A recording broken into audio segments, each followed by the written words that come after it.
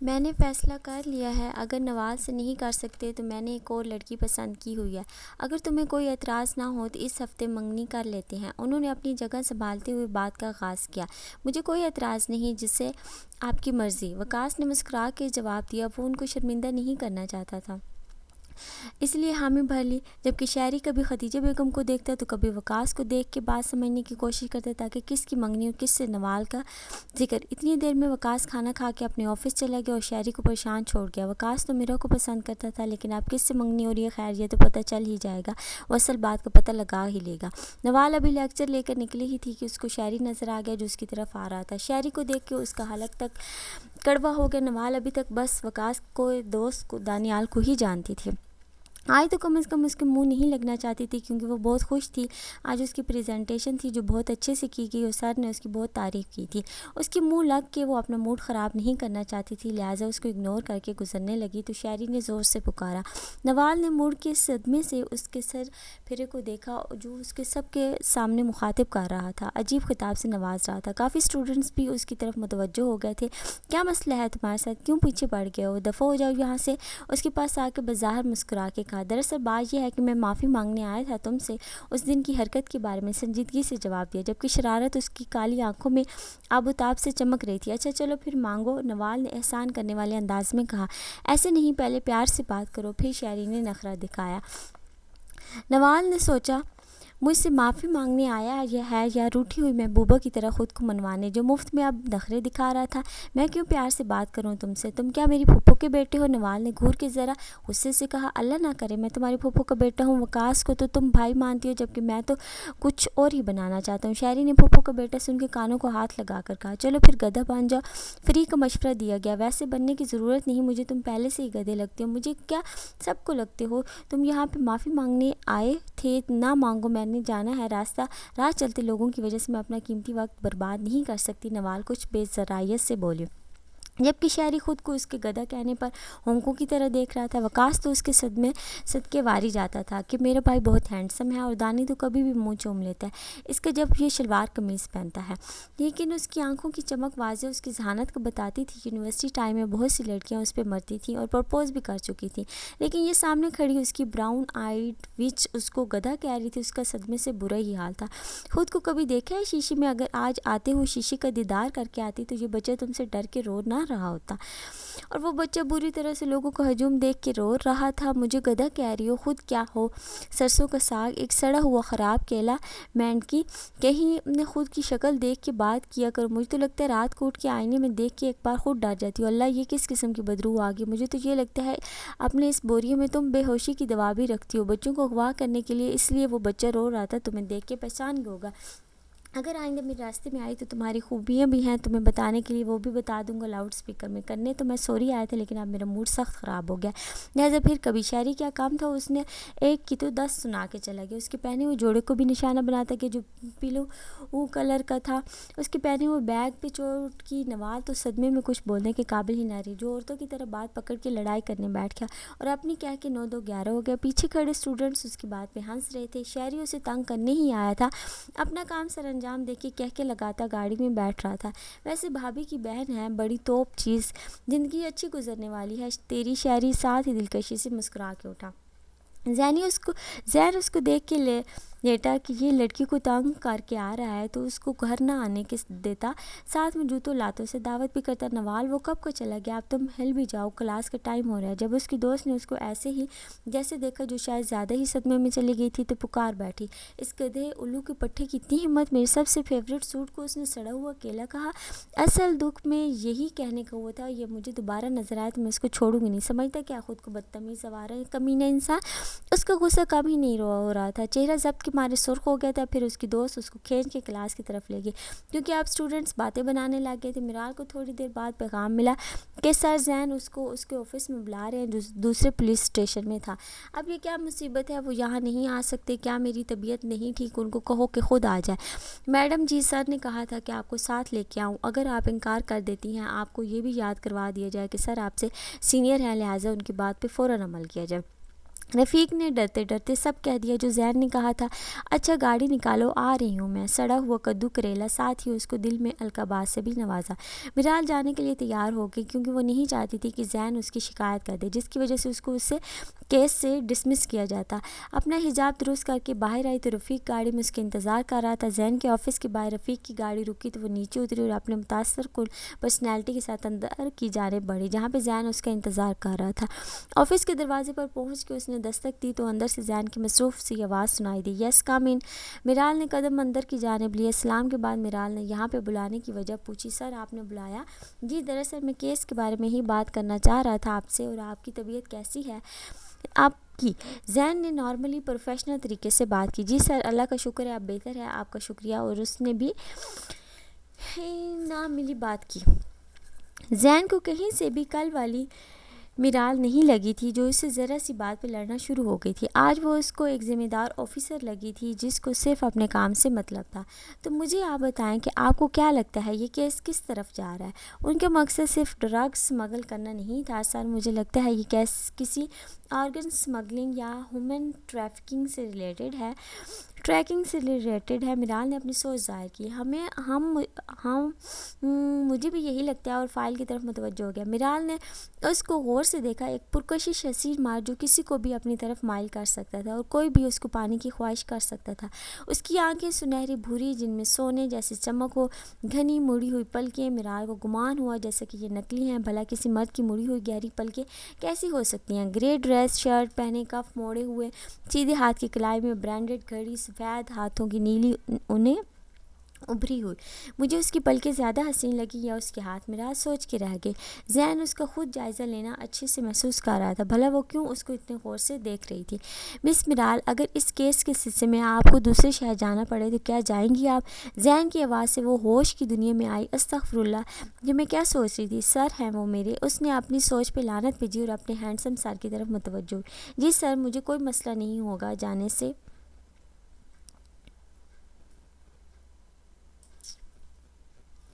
اس نے آرام سے جواب دیا۔ ٹھیک ہے پھر ہم اس کیس پہ کل سے کام شروع کریں گے، مجھے کسی قسم کی بھی کوتاہی منظور نہیں ہوگی۔ یہ فائل بھی آپ اپنے پاس رکھ لیں۔ ساتھ ہی فائل پکڑانے کے لیے ہاتھ آگے کیا۔ میرال کی نظر ایک بار پھر اس کے خوبصورت ہاتھ پہ گئی جو بے ساختہ اس کے دل نے غداری کی اور ایک بیٹ مس کی۔ سلوٹ کر کے پھر وہ رفیق کے ساتھ ہی اپنے آفس آ گئی اور کام میں مصروف ہو گئی۔ کل اس کو وقاص کے ساتھ کسی ضروری کام سے جانا تھا۔ میرال چاہ رہی تھی کہ وہ جلد ہی کام سے فارغ ہو کے آفس پہنچے، پھر ہی وہ اپنے نئے کیس پر کام شروع کر سکتی تھی۔ آج کا دن اس کا ذرا مصروف گزرا اور کل کا دن قیامت بن کے گزرنے والا تھا اس پہ۔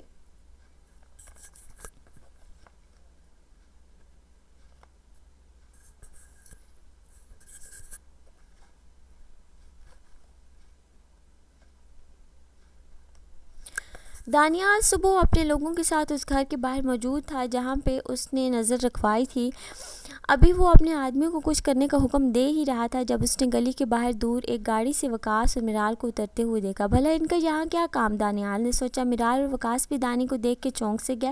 وقاص اپنی ایک ٹیم کو ساتھ لایا تھا، ساتھ میں ہی اس کے 2 لیڈیز آفیسرز بھی موجود تھیں۔ یہ ایک تنگ گلیوں والا محلہ تھا جہاں پہ بہت سے گھر زیر تعمیر تھے اور رہائش ابھی نہ ہونے کے برابر تھی۔ تنگ گلی ہونے کی وجہ سے انہوں نے اپنی گاڑیاں گلی کے باہر کھڑی کی تھیں جس کی وجہ سے اندر موجود لوگوں کو اس بات کا علم نہ ہو سکا۔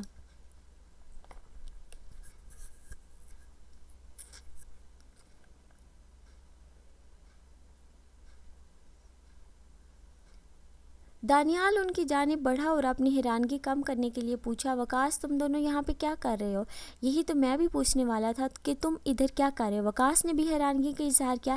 یار میں تو کسی معصوم کی زندگی بچانے آیا تھا، دانیال نے وجہ بتا دی۔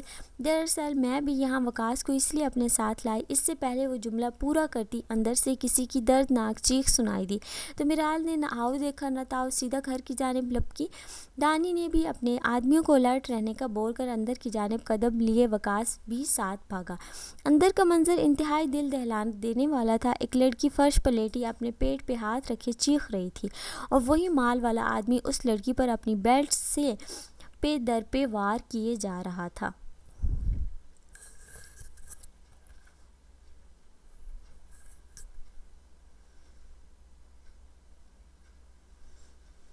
عمل میرال تڑپ کے عمل کی جانب لپکی اور شفیق نامی آدمی کو عمل سے دور دھکا دیا۔ آدمی اپنا توازن برقرار نہ رکھ سکا اور فرش پہ جا گرا۔ میرال نے فوراً عمل کا سر اپنی گود میں رکھا۔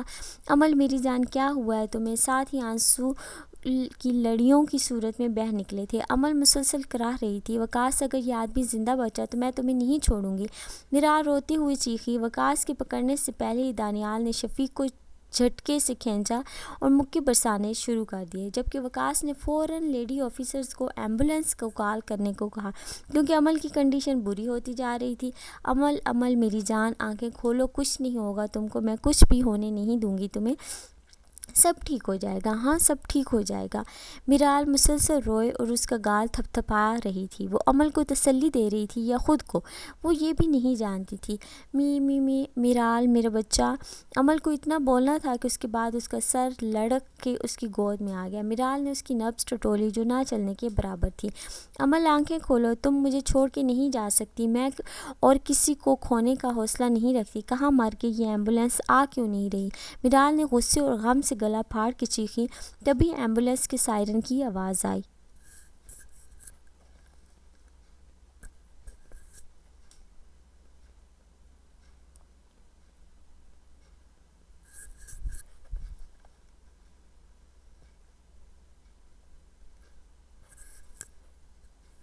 وقاص نے آگے بڑھ کے شفیق کو دانیال سے چھڑایا اور نہ ہی اس کو آج ورنہ اس کو مار ہی دیتا۔ دانی چھوڑ، اس کو قانون اس کا فیصلہ کرے گا، اور اپنی ٹیم کو اس کو لے جانے کا اشارہ کیا۔ عمل کو لیڈیز آفیسر ذرا ایمبولینس میں ڈال چکی تھیں، کیوں چھوڑے اس کو؟ اس کی ہمت بھی کیسے ہوئی عمل کو ہاتھ لگانے کی؟ ہاں، میرال شفیق پر بھوکی شیرنی بن کے جھپٹی اور اس پر مکے برسانے شروع کر دیے۔ شفیق جو پہلے ہی دانیال کی مار سے نیم بے ہوش تھا، اب لمبے لمبے سانس لینے لگ گیا۔ میرال چھوڑو اس کو، وہ مر جائے گا، کیا تم اس کو اتنی آسانی سے موت دو گی؟ وقاص نے میرال کو قابو میں کیا جس پہ جنون سوار ہو چکا تھا۔ ہاں، اس کو اتنی آسانی سے مرنے نہیں دوں گی، ایک ایک دن کا حساب دے گا، ایک ایک اذیت کا حساب دے گا جس سے میری دوست میری بہن گزری ہے۔ میرال نے غصے پر قابو پاتے ہوئے اپنے لب کاٹنے شروع کیے۔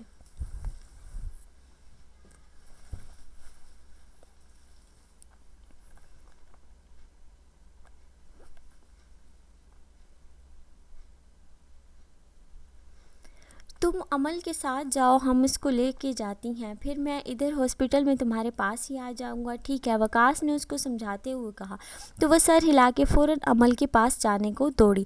دانی اور وقاص شفیق کے آدھ موئے وجود کو پکڑ کے وہاں سے نکل پڑے۔ پاسٹ عمل، میرا اور میرال تینوں ایک ساتھ ایک ہی سکول سے، پھر ایک ہی کالج سے پڑھی تھیں۔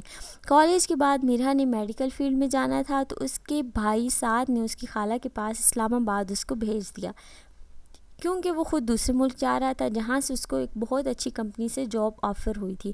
میرال نے آگے اسٹڈی جاری رکھی کیونکہ اس نے آگے CSS کا امتحان دینا تھا۔ عمل کی والدہ بہت پہلے ہی انتقال کر چکی تھی۔ جب وہ 10 سال کی تھی، 12 سال کی ہوئی تو اس کے والد نے دوسری شادی کر لی۔ جس عورت سے شادی کی تھی وہ طلاق یافتہ تھی اور اولاد نہ ہونے کی وجہ سے طلاق دی گئی۔ عمل کی سوتیلی ماں ناظمہ کو بچے نہیں پسند تھے اور عمل ایک بہت پیاری بچی تھی تو وہ اس کو اور زہر لگی۔ ناظمہ بات بات پہ اس کو مارتی اور جھوٹی باتیں بنا کر اس کے باپ سے بھی مار پڑواتی۔ ناظمہ خود بھی خوبصورت تھی تو اس کے باپ کو اپنی اداؤں میں پھنسا کے اپنی طرف کیا کہ اس کا باپ اپنی بیٹی پر توجہ دینا بھول گیا اور اپنی بیوی کی باتوں میں آ کے اس کو ہر رات کمرے میں بھی بند کر دیتا۔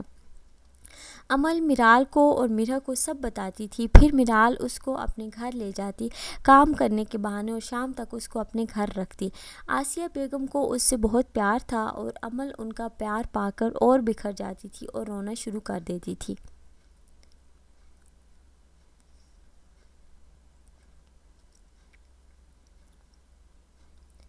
انٹر کرنے کے بعد ناظمہ نے اس کے باپ کو کہا کہ یہ لڑکی صحیح نہیں ہے، میں نے بہت بار دیکھا ہے کہ اکثر گھر لڑکوں کے ساتھ آتی ہے اور جب میں پوچھتی ہوں تو مجھ سے بھی بدتمیزی کرتی ہے۔ عمل کے باپ نے اس کو بلا کے پوچھا تو عمل نے انکار کیا، کہا کہ ایسی بات نہیں ہے، وہ تو میرال اور میرا کے ساتھ آتی ہے، آپ ان سے بھی پوچھ لیں۔ تو اس کے باپ نے اس کو مارنا شروع کر دیا۔ نہ مارے، جوان خون ہے، میں اس کو اپنی بچی بنا کے پالا ہے، مجھے اس کی کسی بات کا برا نہیں لگتا، چاہے یہ مجھے تھپڑ ہی کیوں نہ مارے۔ کرے۔ ناظمہ نے عمل کے باپ کو اپنی طرف کرنے کے لیے میٹھی چھری بن کے عمل کو جھوٹا پیار کیا۔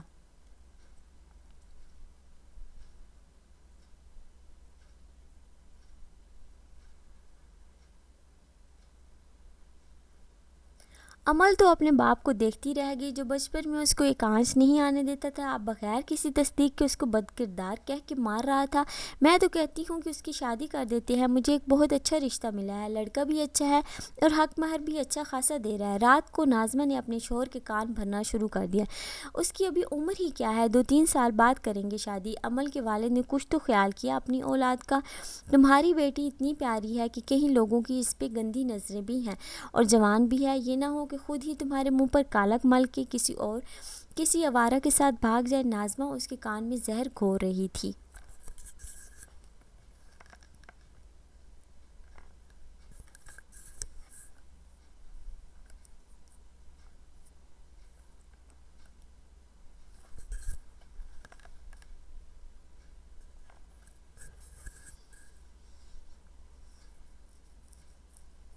ہاں یہ تو میں نے سوچا ہی نہیں، تم ایسا کرنا کل ہی ان کو بلا کر ہاں کر دو اور 1 ہفتے بعد رخصتی کا بھی کہہ دینا۔ ہاں یہ ٹھیک ہے۔ ناظمہ کی آنکھوں میں چمک آ گئی اور اپنے شوہر کی بات سن کے پھر اس نے 1 ہفتے میں ہی سارا انتظام کر لیا عمل کو جہنم میں بھیجنے کا۔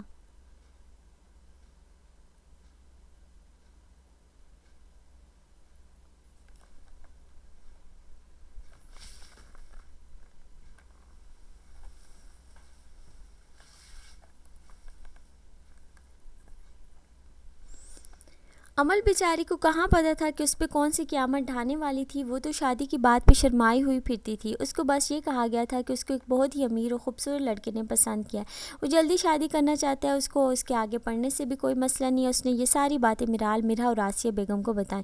آسیہ بیگم تو اس کے اچھے نصیب کی اور خوشیوں بھری زندگی کی دعا کرتی کہ بچی اب ذرا سکون سے زندگی گزارے گی، پہلے بہت مشکل سے زندگی گزار رہی تھی، لیکن اس کو کیا پتہ تھا کہ اس کے آگے والی زندگی اور بھی مشکل ہونے والی ہے۔ نکاح کے بعد جب آسیہ بیگم دولہے کو سلامی دینے گئیں تو ان کو زور کا جھٹکا لگا۔ آسیہ بیگم نے اس کے باپ کو بہت باتیں سنائیں، کم کس طرح کے باپ ہو تم، اپنی بیٹی کو جہنم میں بھیجو، تمہارے اور اس شوہر کی عمر میں فرق کی نہیں کیا، اس کا خوف نہیں ہے، اگر اتنی ہی بوجھ تھی تو تم پہ تو تم مجھے دے دیتے، کم از کم اس کی ماں کا پیار تو دیتی، تم تو اتنے اندھے ہو گئے ہو اپنی دوسری بیوی کی محبت میں، یہ بھی نہ دیکھ پائے کہ تمہاری بیوی نے بیچ دیا معصوم بچی کو۔ انہوں نے ناظمہ شفیق کی باتیں سن لیں۔ میں اس کا باپ ہوں، اس کا اچھا بھلا جانتا ہوں، لیکن شاید بھول گیا ہوں کہ وہ تو اس باپ تک کا ہی نہیں رہا تھا جب سے اس نے دوسری شادی کی تھی، وہ بس دوسری بیوی کا شوہر بن گیا تھا۔ خیر رخصتی پہ آسیہ بیگم نے عمل کو بہت سمجھایا کہ آنے والی زندگی کے بارے میں، جب کوئی ضرورت پڑے تو ان کے پاس آ جانا۔ حالت دیکھ کے کوئی بھی کہہ سکتا تھا کہ اس پر دن رات تشدد کیا جاتا تھا، لیکن وہ خود سب کو کہتی کہ میں گر گئی ہوں۔ جب باپ نے اگلے بڑھ کے گلے لگانا چاہا تو اس کے منہ سے سسکی نکلی۔ آسیہ بیگم کو بھی اس پر بہت پچھتاوا ہوا، عمل کے منہ پر تھپڑوں کے نشان تھے، منہ سوجا ہوا تھا، گلے پہ کہیں رسی کا نشان تھا جیسے اس کا گلا دبا دیا ہو، کان کی نچلی جگہ پہ بلیڈ سے لائنیں کھینچی گئی تھی۔ اس کا باپ رونے لگ گیا تھا۔ عمل نے بتایا کہ اس کا شوہر 1 مہینے کے لیے دوسری شہر گیا تو یہاں چھوڑ گیا، جب آؤں گا تو لے جاؤں گا، لیکن اس مہینے بھی ناظمہ کو سکون نہ ملا اس کی حالت دیکھ کر۔ جب اس کی حالت کچھ بہتر ہوئی تو میراث سے ملنے جاتی ہے، وہاں پہ اپنی جہنم زندگی کو خوشحال بنا کے پیش کرتی ہے۔ 2 سال گزرنے کے بعد شفیق کسی کام سے پھر شہر چلا گیا۔ اس کے باپ سے یہ حالت دیکھی نہ گئی تو معافی مانگتے مانگتے دنیا سے رخصت ہو گیا اور اپنی بیٹی کو ایک بار پھر یتیم کر گیا۔ ناظمہ نے گھر سے نکال دیا تو وہ واپس اپنے گھر آ گئی۔ جب حالت ٹھیک ہوئی تو میرال کی طرف رہنے چلی گئی۔ 1 مہینہ ادھر رہ کے اپنے شوہر کے ساتھ واپس اسی جہنم میں آ گئی۔ وقت کا کرنا تھا گزر گیا۔ فون پہ مہینوں ایک بار میرال اور آسیہ بیگم سے بات کر لیتی اور ان کو جھوٹی تسلیاں دے دیتی۔ عمل روز رات کو اپنے اللہ کے سامنے اپنی فریاد کرتی اس کی اذیت میں کم کر دے، یا اللہ یہ میرے کس گناہ کی سزا ہے، اس کو کم کر دے، میں اپنے گناہوں کی معافی مانگتی ہوں، میری کسی نیکی کے بدلے میں بھی اسے کم کر دے، کسی دن تو آپ مجھے اس اذیت سے نکال دیں گے، یا اللہ بے شک آپ صبر کرنے والوں کے ساتھ ہیں، مجھے اس اذیت کو جھیلنے کی برداشت عطا فرما۔ شفیق بھی خوش ہو گیا، اس کو خیال رکھنے لگا۔ عمل کو تو اس تبدیلی سے بھی ڈر لگنے لگا۔ جب اس کو کھانا دل نہ کرتا تو شفیق اس کی حالت کی پرواہ کیے بغیر اس کو تھپڑ مارنا شروع کر دیتا۔ وہ نہیں چاہتی کہ یہ بچے اس دنیا میں اس لیے جان بوجھ کر کھانا نہیں کھاتی۔ اب وہ اس کو کیا بتاتی کہ اس کو کھانے کے بعد آ جاتی تھی۔ وہ ڈاکٹر کے پاس ایک بار بھی نہیں لے کے گیا تھا۔ جب عمل نے اس کو کہا کہ مجھے ان چیزوں کے بارے میں نہیں معلوم، ایک بار ڈاکٹر کے پاس لے جاؤ، تو شفیق بھڑک گیا۔ تو کوئی انوکھی ماں بننے والی ہے، سب بنتی ہیں، اور ڈاکٹر کا کیا کام اس میں؟ کہیں تو اس کو میرے کام کے بارے میں تو نہیں بتانا چاہتی؟ وہ تھپڑ جڑ دی۔ شفیق غیر قانونی کام کرتا تھا جس کی وجہ سے اس کو گھر سے باہر بھی نہیں جانے دیتا تھا تاکہ کسی کو پتہ نہ چل سکے۔ میرا نے بھی گھر پہ ہی کام سلائی کا شروع کر دیا۔ وہ ایک بیوہ عورت کے ساتھ مل کے کام کرتی تھی اور محلے والے بھی ان سے ڈرتے رہتے تھے۔ پھر ایک دن شفیق کا موڈ بہت خوشگوار تھا۔ اس نے عمل کو کہا کہ آج میں تم کو شاپنگ پہ لے جاؤں گا، چادر لے لو، آجو پھر ڈاکٹر کے پاس بھی جائیں گے۔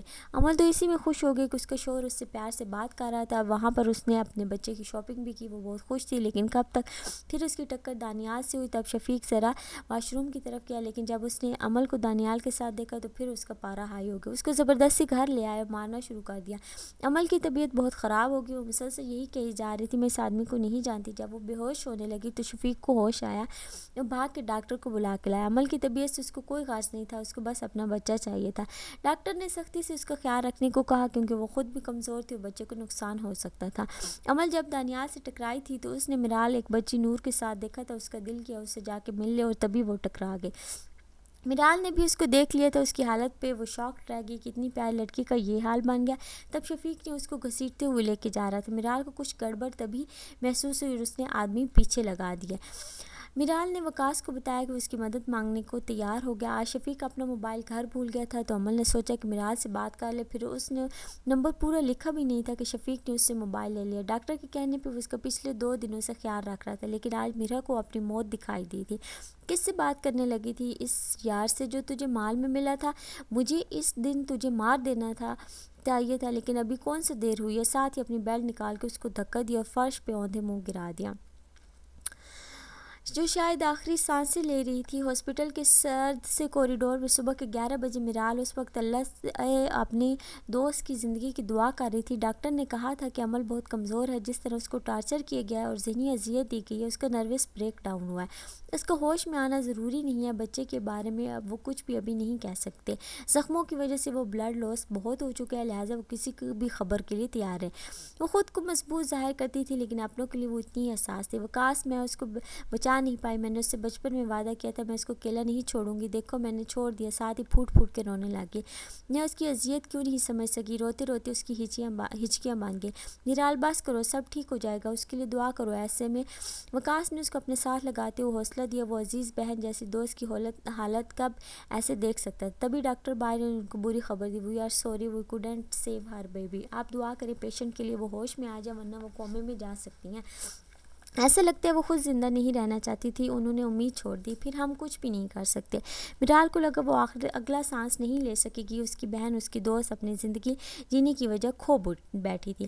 میرال روتے روتے نیچے بیٹھتی چلی گئی، ساکت سی ہو گئی۔ وقاص تڑپ کے اس کے پاس پہنچا۔ دانی ڈاکٹر سے پرسکرپشن لے کے دوائیاں لینے گیا تھا۔ میرال اٹھو یار، خود حوصلہ ہار جاؤ گی تم، اس کو کون سنبھالے گا؟ تم تو امید مت ہارو۔ بولتے بولتے وقاص کے لہجے میں نمی گھل گئی تھی۔ ہاں مجھے امید نہیں ہارنی چاہیے، میں اس کو زندگی کی طرف لاؤں گی اور اس کا ماضی اس کے ذہن سے نکال لوں گی۔ میرال خود میں ہی ہمت پیدا کر کے اٹھی۔ دانی جب آیا تو اس نے میرال کی حالت دیکھی، فوراً سے پہلے اس تک پہنچا۔ کیا ہوا ہے عمل، ٹھیک ہے؟ وقاص سے پوچھا۔ اس کا بچہ نہیں رہا، اب تک ہوش میں نہیں آئی، وقاص نے اداسی سے کہا اور دانی کے لائے ہوئے سینڈوچز میرال کی طرف کیے کہ کچھ کھا لے۔ نہیں میں نہیں کھاؤں گی جب تک وہ اٹھ نہ جائے۔ ساتھ ہی اٹھ کے ڈاکٹر کے روم کی طرف گئی۔ تھوڑی دیر بعد واپس آئیں اور عمل کی روم کی جانب بڑھ گئی۔ وقاص نے کچھ نہ پوچھا اور نہ ہی کچھ کہا اور جانے دیا۔ جانتا تھا تھوڑی دیر اس کے ساتھ اکیلے میں گزارے گی۔ میرال اندر آئی اور اس کے بیڈ پہ قریب ہی چیئر پر بیٹھ گئی اور عمل کو دیکھا جو ناڑیوں میں جکڑی ہوئی تھی۔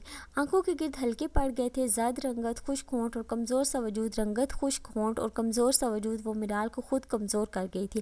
عمل میری جان، کیوں تم نے ایک بار بھی مجھ سے اپنی تکلیف شیئر نہ کی؟ اپنی بہن کہتی تھی نا، تم مانا کیوں نہیں؟ کیوں مجھے اپنے آپ سے غافل رکھا؟ میں کیوں نہ تمہیں جان سکی؟ کیوں نہ تمہاری آواز میں تکلیف کو محسوس کر سکی؟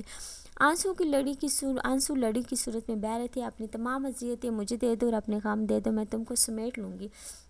خود کو تکلیف میں مت ڈالو، میں سمیٹ لوں گی جس طرح تم نے سمیٹا تھا مجھے۔ اس کے ہاتھ کو اپنے ہاتھ میں لیے وہ رو رہی تھی، اس سے اٹھنے کی التجا کر رہی تھی، اس سے نئی زندگی کے آنے والی خوشیوں کو خبر دے رہی تھی، اس سے وعدے کر رہی تھی۔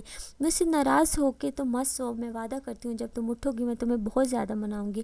تمہیں اچھا لگتا تھا نا جب میں تمہیں مناتی تھی، مجھے اتنا ہی برا کیوں مجھے منانا نہیں آتا کیوں؟ اب تم جب تک چاہو مجھ سے ناراض رہنا، میں روز تمہیں مناؤں گی، لیکن یار اٹھ تو جاؤ۔ یہ بس اسی کہتی وہ باہر دانی اور وقاص کی آنکھوں میں بھی آنسو لے آئے۔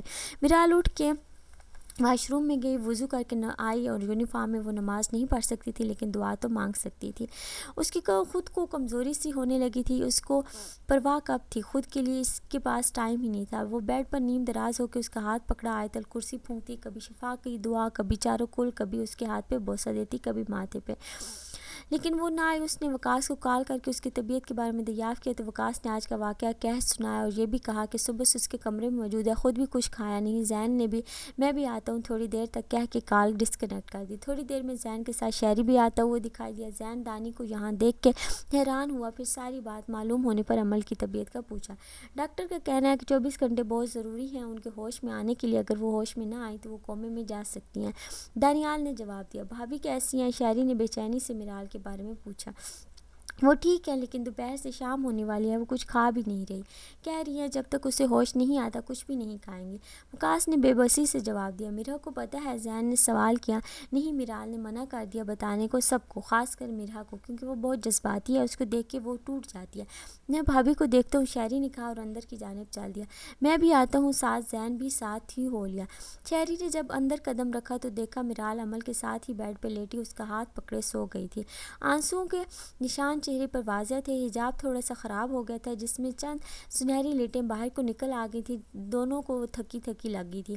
شہری کو اپنی بھابھی اس وقت بہت معصوم لگی، اس پہ پیار بھی بہت آیا، جس معصومیت کے ساتھ وہ ہاتھ پکڑ کے سو رہی تھی جیسے عمل کو کوئی اس سے چھین نہ لے جائے۔ زین کو وہ بہت ہی معصوم بچی لگی تھی۔ زین نے پہلی بار اس کو غور سے دیکھا، وہ بہت حسین لڑکی تھی۔ زین کے دل میں اس کی آنکھوں کے ساتھ ساتھ اس کے بال دیکھنے کی بھی خواہش جاگی۔ حد ہے زین، یہ کوئی وقت ہے یہ سوچنے کا، بعد میں سوچنا بھی مشکل ہے، لیکن انجانے میں اپنے آپ سے کہہ بیٹھا کہ بعد میں ضرور سوچے گا۔ بھائی آپ ادھر رکو گے یا جاؤ گے؟ شاعری نے اس سے پوچھا۔ کبھی کبھی بھائی بولنے کی غلطی کر بیٹھتا تھا ورنہ زین ہی کہتا تھا نہیں میں اب جاؤں گا کیونکہ وہ سو رہی ہے، بعد میں آ جاؤں گا رات میں، تب تک تم ادھر ہی رک جاؤ ان کے ساتھ۔ زین نے سنجیدگی سے جواب دیا۔ ہاں میں بھی یہی سوچ رہا ہوں، بھابھی کے پاس ہی رک جاؤں ورنہ وہ اکیلی رہ جائیں گی۔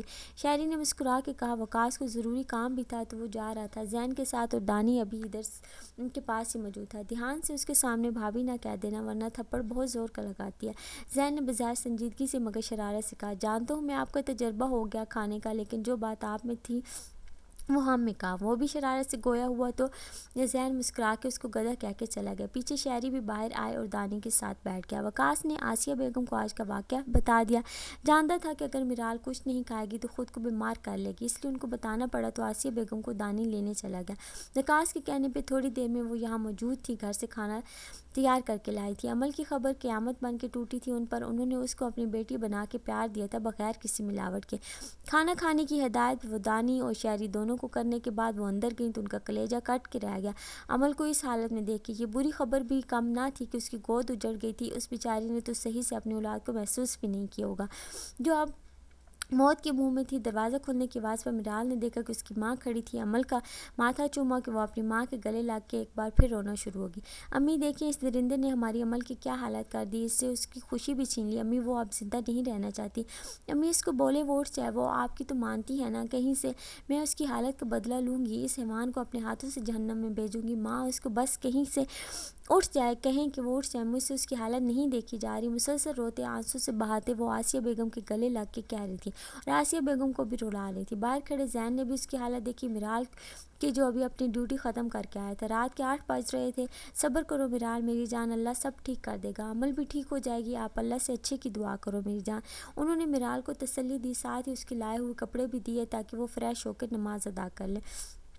تم جاؤ فریش ہو آؤ، پھر مل کے کھانا کھاتے ہیں۔ انہوں نے اس کے بال حجاب کے اندر کیسے پیار سے جواب دیا جو اب زیادہ باہر نکلے ہوئے تھے، نہیں جب تک یہ اٹھے کہ نہیں میں کھانا نہیں کھاؤں گی۔ اچھا ٹھیک ہے، آپ پہلے فریش ہوا، اور ساتھ ہی واش روم کی طرف بھیجا۔